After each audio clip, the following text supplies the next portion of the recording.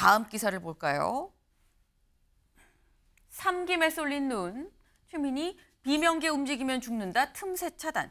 비명계 움직이면 죽는다라는 과격한 다소 발언까지 나오면서 틈새를 차단하고 있는데 하지만 눈길이 쏠리는 건 어쩔 수 없다라는 겁니다. 어디에? 삼김에 눈길이 쏠린다라는 거죠. 삼김이 누구냐? 같이 볼까요? 김부겸, 김동연, 김경수를 삼김이라고 하죠. 근데 어제 삼김이 아니라 삼김 삼총이다라는 얘기도 있어요. 무슨 얘기냐? 여기서 말하는 삼김은 또 살짝 다릅니다. 김부겸 의원이 밑에 총으로 빠졌어요. 김동연, 김경수, 김두관. 네, 여기가 삼김이고 삼총, 총리에 썼던 3명이 있다. 김부겸, 이낙연, 정세균까지 삼김 삼총 6명이다라는 얘기가 있고 아니다. 삼김, 신삼김 3명이다라는 얘기가 같이 나옵니다. 지금 삼김에 사실 삼총리까지 하면 풀이 상당히 좀 넓은 편인데 사실 친명계 쪽에선 이런 얘기도 있더라고. 이상희 의원님. 네.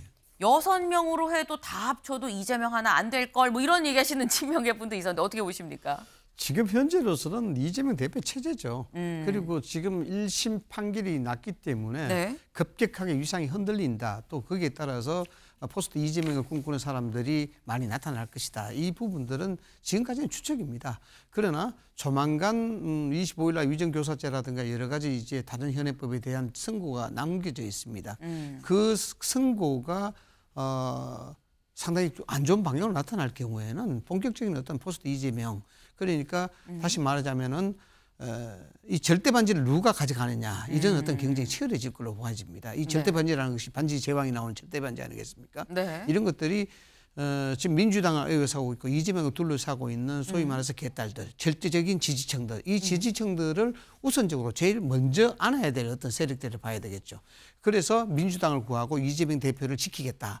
이런 어떤 슬로건이 등장할 시기가 곧 가까워지고 있다. 이 보면은 대충 한 5, 6분 정도 되지 않겠습니까? 네. 그래서 상당히 뭐 이런 말씀드리면 못하지만 국힘보다는 많은 포스트가 존재하고 있지 않나 생각이 들어서 좀 그렇긴 합니다만 네. 뭐 이런 것들을 부정적으로 이야기하면 갈등과 분열의 시작이다 이렇게 보지만 또 긍정적으로 이야기하면은 이재명 대표의 잘못될 그런 가능성을 염두에 두고 이것이 본격적인 플랜 B의 현실화가 곧 도래하지 않겠느냐 이렇게 보는 거죠. 예. 플랜 B의 현실화가 곧 도래하지 않겠느냐. 절대 반지를 둘러싸고 조만간 뭔가 각축전이 벌어질 수도 있을 걸 하는 말씀을 하셨어요. 그러면서 한편으로는 또 우리보다 좀 많은데 라는 말씀도 같이 하셨습니다. 근데 이게 눈길이 쏠리는데 이 눈길이 쏠리는 김부겸, 김동연, 김경수 삼김 중에 한 사람 김동연 지사한테 기자들이 직접 물어봤거든요. 이 상황에 대해서 뭐라고 얘기했을까요? 들어보시죠. 지금 뭐 그런 거 논의할 때가 아닌 것 같습니다. 야당 대표에 대해서는 지금 먼지털이식 수사를 하고 있고 살아있는 권력에 대해서는 지금 문객이 수사를 하고 있습니다. 이게 제대로 된 법치인지 민주주의인지 정말 비판하지 않을 수가 없습니다. 네, 김동연 지사가 어제 국회를 찾았습니다. 그래서 김동연 지사 아니야? 기자들이 보고 물어봤죠. 네, 그랬더니 대권 관련해서 물어보니까 논의할 때가 아닌 것 같습니다. 라고 직접 들으셨죠. 그렇게 얘기를 했다라는 겁니다. 그런데 더불어서 이런 사진도 좀 같이 실렸죠. 김동연 지사와 친명계의 대표적인 주자죠. 박찬대 원내대표가 두 손을 꼭 맞잡고 상당히 얼굴도 가까워요. 굉장히 화기애애한 모습의 사진이 같이 찍혔다라는 겁니다. 더불어서 최민희 의원이 SNS에 글을 올렸어요. 뭐라고 올렸느냐. 최민희 의원도 역시나 대표적인 친명이죠. 김동연 지사의 인식에 전적으로 동의합니다. 라고 올렸습니다. 이 대표 중심으로 똘똘 뭉쳐서 지금은 윤 정권의 폭정을 종식시키는 데 진심 전력을 해야 될 때 아니겠습니까? 라고 올렸다라는 거죠. 그럼 김동연 지사, 지금은 그런 거 논의할 때 아니야. 라고 얘기를 했는데 그럼 정 의원님, 네. 언제가 논의할 때입니까? 저 경기도지사 임기가 2년 정도 남았고 네. 그리고 임기 2년에 이재명 대표도 대표로서 임기가 100일밖에 안 지났으니까 저 얘기할 때는 2년 뒤가 되겠죠. 그리고 다들 뭐 이런저런 말씀하시지만은 네. 뭐 당내 소중한 자원이시고 그렇지만 이제 저 단체장으로서 김동연 지사가 지금 당의 의사결정에 개입할 수 있는 룸 자체가 없고 지금은 일단 당정 협의를 통해 가지고 정책적인 부분만 접근을 할 수 있기 때문에 김동연 지사가 당장 무슨 뭐 플랜 B라든지 뭐 대안으로서 얘기가 될 수 있는 구조는 전혀 아니고요. 그다음에 아까 뭐 3기임 뭐 3총 얘기를 하셨지만은 네. 다들 지금 그 원내 의사결정 구조에 지금 접근하실 수 있는 분들이 아니세요. 그렇기 때문에 지금은 어쩔 수 없이 이재명 체제가 나온 2기 대표 체제에서 지도부 중심으로 갈 수밖에 없는 구조이기 때문에 네. 지금 지도부도 아닌 지금 원외 인사분들이 대안으로 제시가 되는 거는 당장 지금 시기상조일 수밖에 없다. 이 정도 말씀드리고 싶습니다. 3김, 뭐 3김에 더해서 3총까지 얘기가 나오고 있긴 하지만 지금 현재 이재명 2기가 시작된 지 100일 남짓인데 지금 이들이 이 어떤 당무나 당의 어떤 시스템에 직접적으로 의견을 내고 할 수 있는 그런 상황이 아니기 때문에 사실 이 얘기는 뭐 김동연 지사 같은 경우도 2년 임기가 다 끝난 다음 그쯤 가서야 좀 현실화되는 거 아니겠느냐라는 말씀을 하셔서요. 근데 또 일각에서는 원래부터 3김은 애초부터 대상이 아니다라는 얘기도 있습니다. 누구 얘기인지 직접 들어보시죠. 뭐 그럴 일은 없다고 하는데 이재명의 점 하나 찍은 사람이 올라가지 뭐 지금 말씀하신 상김이나 뭐 이런 사람들은 아예 애초에 예. 그 고려 대상이 아닐 거라고 저는 봅니다. 비명계에는 쉽지 않고 오히려 신친명 중에 한 사람이 나갈 수도 그거 있다. 하려고 많은 분들이 지금 옆에서 그렇게 아버지하고 옹이하고 있는 거 아닙니까? 누가 네, 조홍천 의원의 얘기입니다. 조홍천 의원 얘기는 뭐냐? 그러니까 설혹 이재명 대표가 출마를 못하게 되는 상황이 된다고 해도 이재명의 점 찍은 사람이 올라가지 처음부터 구도 자체가 이 이재명 아닌 비이재명 바깥으로 나뉜 3김 중에 하나가 올라갈 가능성은 없는 거 아니냐라는 얘기를 지금 하셨어요. 근데 이상희 의원님, 아까 제가 잠깐 김동연 이 지사 얘기를 좀 들었습니다만 김동연 지사가 점이 찍히는 건가라는 생각이 살짝 들기도 하거든요. 어떻게 보십니까? 그 3김으로 거론된 분들 중에서 유일하게 지금 현역으로 활동하시는 분 아니겠습니까? 네. 그런 것들은 언론의 집중적인 포커스를 받을 수 있는 충분한 어떤 소지가 있다 이렇게 봅니다. 정치는요. 배신을 먹고 삽니다. 이 배신이라는 것은 사전에 나오는 그 배신이 아니고 정치의 배신은 좀 결이 다른 것이죠. 세력의 교체가 항상 이루어질 수밖에 없고 그 권력이 물어나게 되면 뒷권력이 항상 그것을 포스트를 차지할 수 있는 그런 준비들을 하는 겁니다. 그것을 우리는 정치의 배신이라고 이야기하는데 지금 민주당에서 그런 시기가 다가오고 있다. 이렇게 봐야 됩니다. 아까 말씀드렸다시피 그림들이 참 재밌는데요. 김동연 지사가 저렇게 이제 포커싱을 받는 것은 소위 말하면 절대 반지를 차지하는 스타트 라인에 가장 유리한 점에 있다.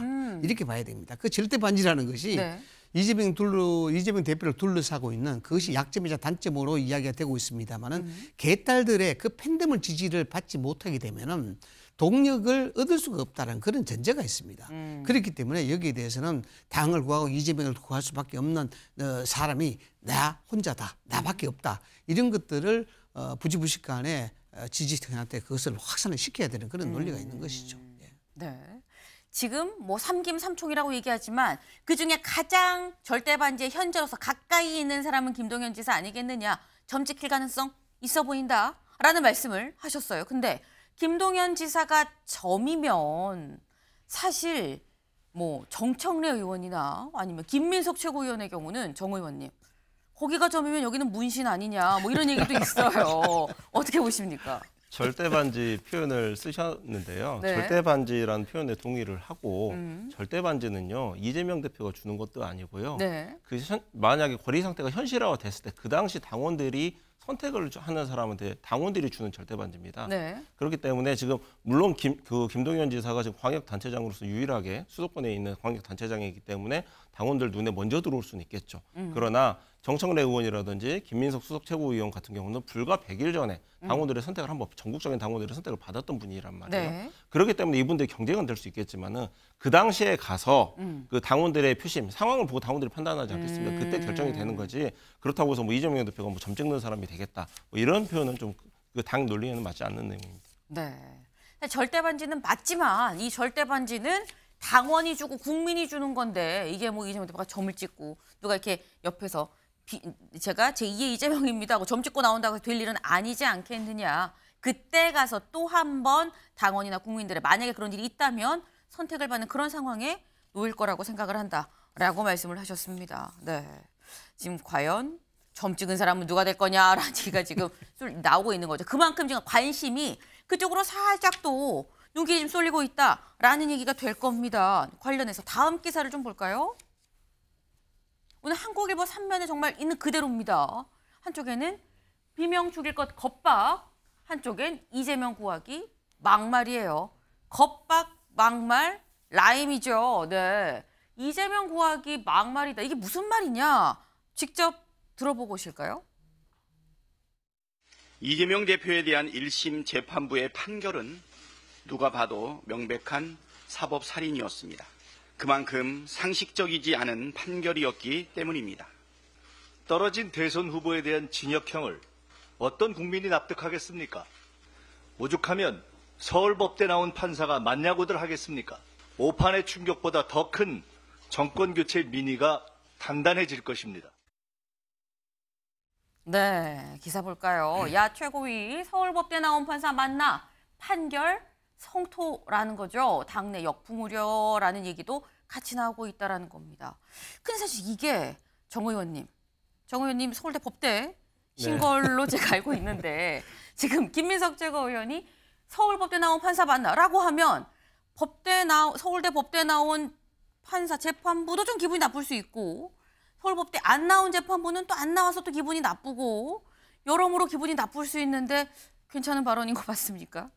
그 공개된 판결에 대해서는 누구나 네. 비판을 할 수가 있습니다. 그리고 이번 판결에 대해서 네. 과도한 유추 해석에 기반이 된 좀 판결이 아니냐라는 비판이 있는 것도 사실이고요.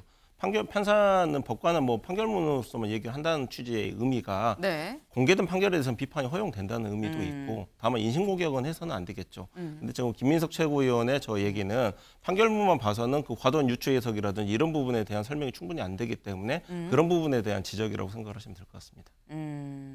판결문만 놓고 봐서는 사실상 제대로 왜 유죄인지가 설명이 안 되는 부분이니까 그 부분을 비판한 거 아니겠느냐라는 말씀을 다만 인신공격까지 가서는 안 되겠다. 하지만 이 발언 자체는 판결문을 토대로 한 얘기다라는 그런 설명을 지금 해주셨어요. 근데 지금 박찬대 원내대표도 그렇고요. 김민석 최고위원의 발언이 좀 세죠. 사법 살인이라는 얘기가 나오고 사람 죽이겠다고 자꾸 뭔가 이렇게 자꾸 죽인다 이런 표현들이 자꾸 지금 나와요. 지금 방송하면서 좀 조심스러운 부분이긴 합니다. 말들이 굉장히 셉니다. 그래서 이런 질문이 나왔어요. 정성호 의원한테 혹시 판사 탄핵 가시나요? 라는 걸 물어봤거든요. 뭐라고 얘기했을까요? 들어보시죠. 혹시 판사 탄핵이나 뭐 이런 움직임으로 가나요? 그거 뭐 얘기할 말이 되지 않는 거 아니겠습니까? 이게 뭐 탄핵 사유도 안 될 뿐더러 개인적으로 뭐 판결에 대해서 우리가 비판할 수 있겠지만 판결을 한 판사에 대해서 비난하고 저는 뭐 비방하는 것은 좀 바람직하지 않다고 보고 있고요. 그야말로 일부 지지자들의 의견이라고 저는 생각합니다. 네, 판사 탄핵 가는 겁니까? 라고 물어봤는데 정성호 의원이 뭐라고 얘기를 했느냐. 아유 이거 말이 안 되죠. 탄핵 사유도 안 돼요. 판사에 대한 비난 비방은 바람직하지 않습니다. 라고 얘기를 했습니다. 정 의원님. 네. 판사 탄핵 사실 이거는 또 정성호 의원의 개인 의견이라고 할 수도 있는 거긴 하거든요. 판사 탄핵 가는 겁니까 안 가는 겁니까? 저는 개인적으로 정성호 의원의 저 의견 100% 동감을 합니다. 다만 뭐 역사적으로 이게 좀 문제가 되는 판결이라는 표현을 이제 지도부에서 했는데 네. 사실상 이제 몇 개월 뒤에 2심 판결이 선고가 돼서 1심 판결이 뒤집히게 된다라고 하면 그 표현이 틀린 표현은 아니거든요. 그러니까 3심 그 상권 분립하에 또 3심제 하에서 2심 판결, 그 고등법원의 판결을 받아보고 이 판결에 대한 평가는 이루어질 거기 때문에 그때까지 충실하게 심리에 임하는 것이 맞는 거지 지금 섣부르게 판사 탄핵이라든지 이렇게 얘기를 하는 거는 지금 국가 시스템에 맞지 않는다. 이런 전제에 깔린 얘기이기 때문에 저는 100% 개인적으로 동의를 하는 표현입니다. 네.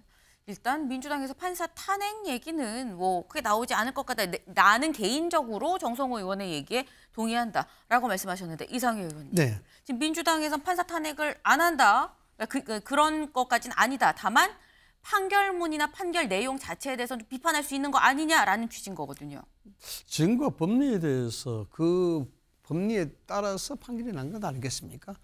그런 측면에서 이제 정성호 의원의 얘기는 뭐 존중을 받아야 되는 그런 얘기는 분명한 것 같습니다. 근데 이제 자꾸 극단적으로 나오는데 이 극단적인 것이 과연 부정적으로 할 것이냐 절대 그렇다고 봐야 되겠죠. 그나마 이제 다행인 게 정성호 의원 같은 분들이 저렇게 이야기하니까 뭔가 좀 규칙이 맡아진다 뭐 이렇게 좀 생각이 드는데 한 번은 환기를 시킬 필요가 있을 것 같아요. 여기에 대해서 지금 이 판결에 대해서 이재명 대표는 민주와 반민주의 대결을 보고 있습니다. 크게는 지금 이 판결이 시사하는 점이 한국 민주주의가 걸려있는 부분이고요. 국민 주권이 걸려있는 그런 문제입니다. 판사가 이 부분을 판결할 때 어떻게 판결했냐 그러면 선거의 제도의 기능과 대의민주주의의 본질을 훼손할 우려가 크기 때문에 그에 대한 죄책이 크다라고 얘기했습니다. 네. 이것은 민주주의 근간을 흔들 수 있다 이렇게 얘기했는 것이고요. 여기에 따라서 이재명 대표는 또 어떤 얘기를 했냐 그러면은 국민 주권이 이 대한민국은 국민의 주인이 아니다는 형태로 이야기를 했습니다. 판사와 소위 말하면 협잡을 해서 만들어진 심판의 결과다. 이렇게 이야기하는 것이거든요. 이건 굉장히 국민 주권에 대한 무서운 어떤 그런 부분을 이야기한 것이라 이렇게 생각이 됩니다. 그런 것들은 실질적으로 허위 사실을 공표했고 거기에 따라서 일반 선거인들이 잘못된 정보를 받아들여서 선거에 영향을 미쳤습니다. 그래서 국민 주권이야말로 물론 뭐 시공학에서 말씀 못 드리겠습니다만은 이런 부분들의 이야기를 가지고 판사와 협작을 했다거나 또 국민 주권에 대한 부분들이 오도되고 있고 잘못 악용이 되고 있구나 이런 식으로 이야기된다 그러면은 절대적으로 이 판결에 대한 뒤집을 수 있는 논리가 되지 않을 뿐더러 이런 것들은 국민적 동의를 구할 수가 없다라고 말씀을 좀 드릴 수가 있습니다. 네, 과한 표현, 뭐 이 판결 자체에 대한 비판 이런 게 과연 이 국민들이 보기에 용납이 될 수 있는 부분인 것이냐 다 증거와 법리에 따라서 한 것일 텐데. 과한 이런 표현들은 안 된다라는 말씀을 또 하셨어요. 네. 이제 곧 다음 주면 또 25일에 또 이 위증교사 관련한 1심 선고가 있습니다. 그때까지 지금 계속 여는 여에서 야는 야에서 계속해서 많은 말들이 지금 사법부에 대해서 얘기가 나오고 있죠. 이런 얘기들이 압박으로 갈 것이냐 아니면 역풍으로 올 것이냐 여부는 25일이 또 돼봐야 알 수 있을 것 같습니다. 다음 키워드로 가볼까요?